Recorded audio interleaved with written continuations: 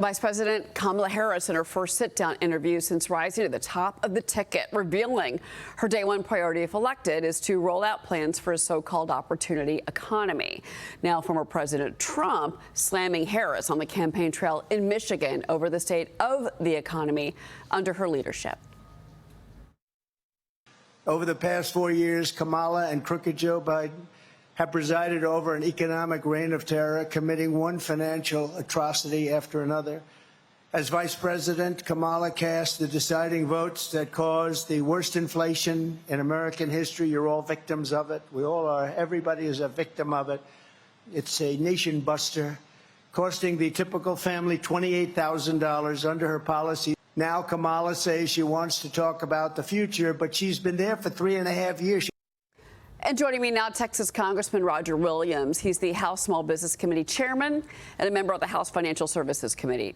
Chairman Williams, good morning to you. Your initial reaction to this interview last night. Well, I mean, it's evident she really doesn't know what she's talking about. I mean, she's a socialist. She's a big government person.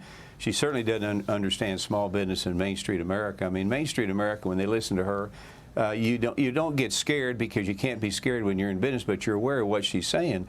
And when she talks about things like raising taxes, when she talks about inflation, when she talks about being able to get inventories, when she talks about you have all these IRS agents we know are going to be coming.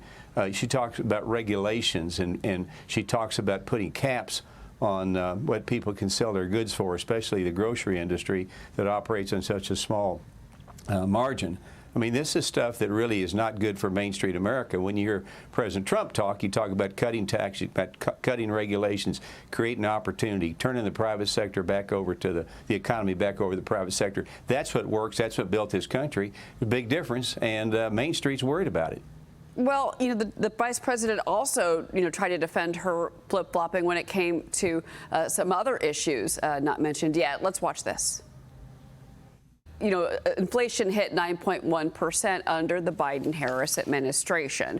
And so that's one thing which was not followed up again. And a lot of that, of course, that inflation was caused by the spending boom, which she was the deciding vote on, in particular with the Inflation Reduction Act, which they admitted later, sir, was a climate bill. Right. I mean, what she's saying, is all false. And people understand that, and she, frankly, does not know what she's talking about. And the fact of the matter is, Main Street is not going to be befriended by her. We already know what she's said, where she is on the border, where she is on taxes, where she is on regulation. She's trying to pull that back so she can win, and then she'll go hard left again. So this is a huge, huge election for Main Street, but Main Street is worried about these very things she said last night, and she didn't have to answer anything. She has no solution. She has no experience. She's not a business person, and she does not know what it's like to employ people. Well, the campaign did confirm to Fox News that she has changed her positions on a number of immigration and border security related issues. And that includes decriminalizing illegal migrant crossings, closing detention centers. Doesn't support that anymore, they say. And then a campaign advisor said that the vice president's positions have been shaped by 3 years of effective governance as part of the Biden-Harris administration. Yeah. So also last night, she defended herself when it came to the border and immigration, which we know is one of the weakest platforms for her right now, and a vulnerability, and they know that. She defended herself, saying, well, I addressed the root causes. Immigration from the Southern Triangle, that is, I'm taking credit for that, because the numbers that are coming from, in particular, those specific countries, Honduras, El Salvador, et cetera, those are down. Well, I mean, again, in my business, in the car business, that'd be called false advertising.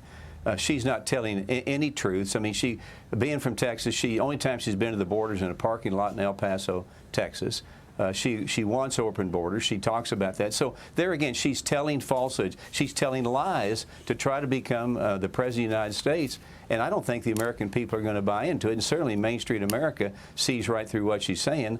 and they're very concerned about what she's saying and how she acts. And that, again, that's why this election is important. We literally can save Main Street by electing Donald Trump and get the economy back where it belongs. Let the government get out of our lives. There is some news coming out of El Paso I want to ask you about. So the city's on high alert for members of that Venezuelan gang Tren de Aragua. They received reports they were moving through Mexico, a large group, and then crossing into the U.S. near the southern border town of El Paso. Governor Jared Polis up in Colorado, he's dismissed the gang's takeover of apartment buildings in Aurora. That's a suburb of Denver. Polis called it, quote, imagination, despite video evidence and police reports and the city's mayors confirming that this gang has infiltrated Aurora. In particular, now we're talking about El Paso, Congressman. Your thoughts? Yeah, what you saw in Aurora is pretty scary, and it happened to be under the Biden-Harris administration, where we're just letting everybody come through here. And for Jared Polis to say it's imagination, it's his imagination. I mean, it's happening right there in his state. And of course, in Texas, you know, we're doing everything we can to keep these people out. We're building walls, and we're trying to hire more law enforcement agencies. But this is a good example of what open borders mean, and telling people that we are not a land of laws. You just come, you do what you want to do. And they're taking a great city in Aurora, California, or Colorado, and destroying it. And this thing will happen all over if we let it. And they continue to talk about defunding law enforcement. So it's a bad program. It's all generated by Biden and Harris. She may have something else that she thinks happening down there, but it's wrong, and it's happening. It's getting worse, and going to get worse under her leadership because nobody respects what she has to say. Congressman Roger Williams of Texas. Sir, great to see you. Thank you.